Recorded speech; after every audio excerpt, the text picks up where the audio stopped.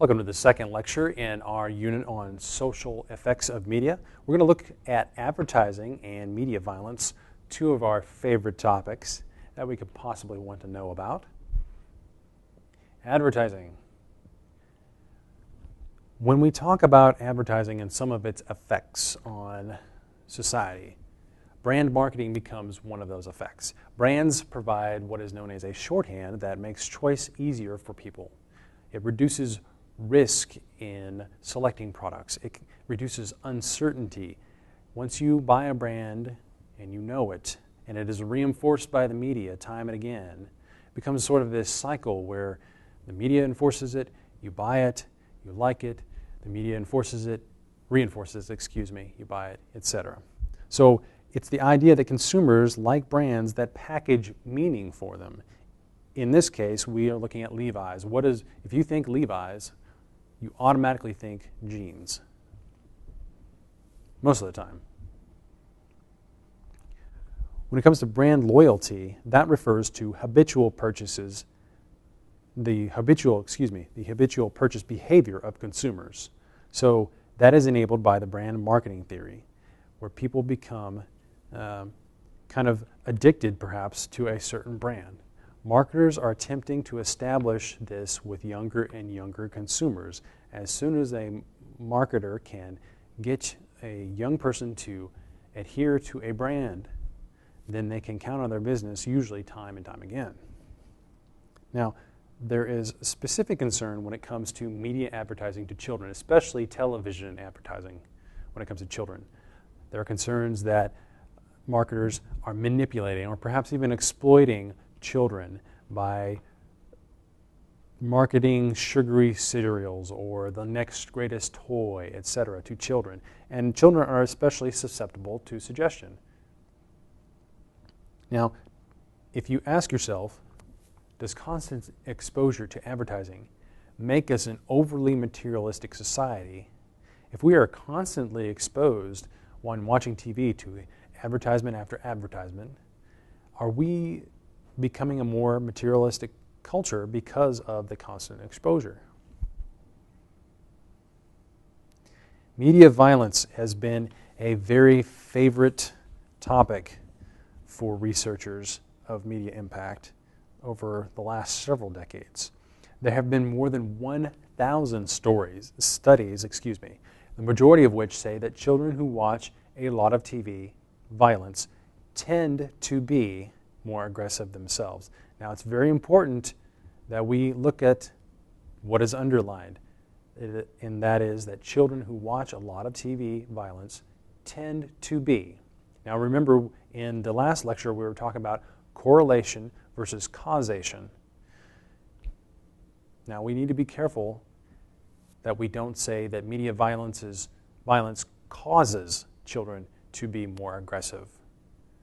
It is correlated, and it is possibly an impact, and there's debate both ways, but the studies, several of them, have shown that there is a relationship there to be aware of. The FCC has generally avoided regulation of violence over First Amendment or freedom of speech concerns, but there have been a lot of consumer advocate groups that have raised the issue time and time again of violence in children's programs.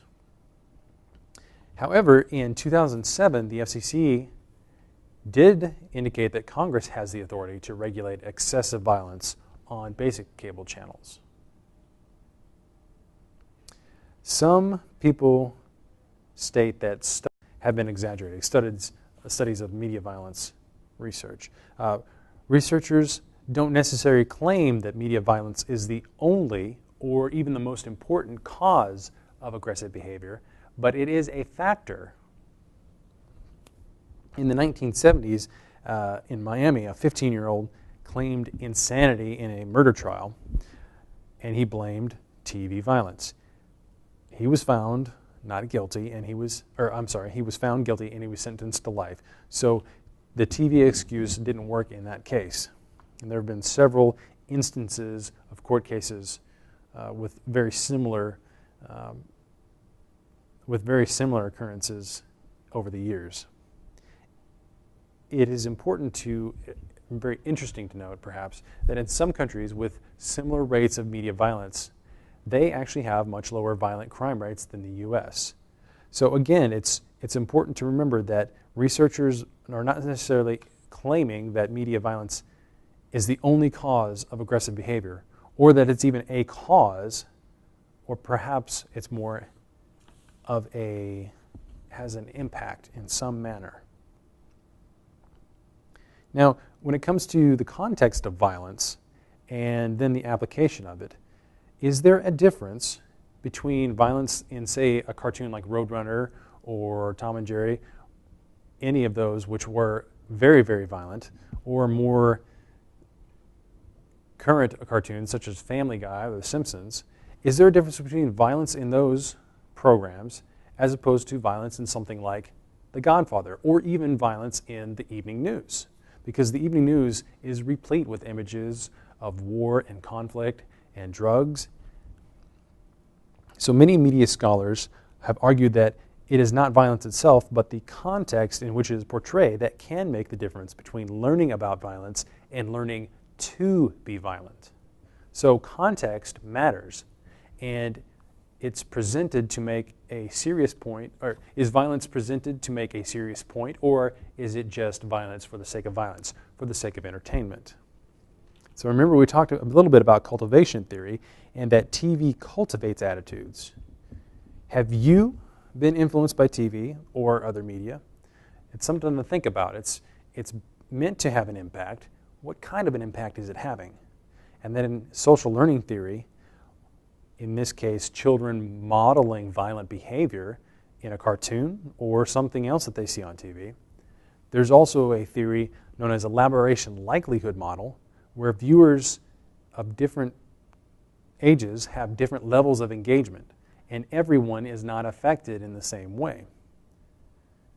The short of it is that media effects, or the study of and the research of media effects, is complicated and controversial and cannot really provide simple answers to what we would call simple questions.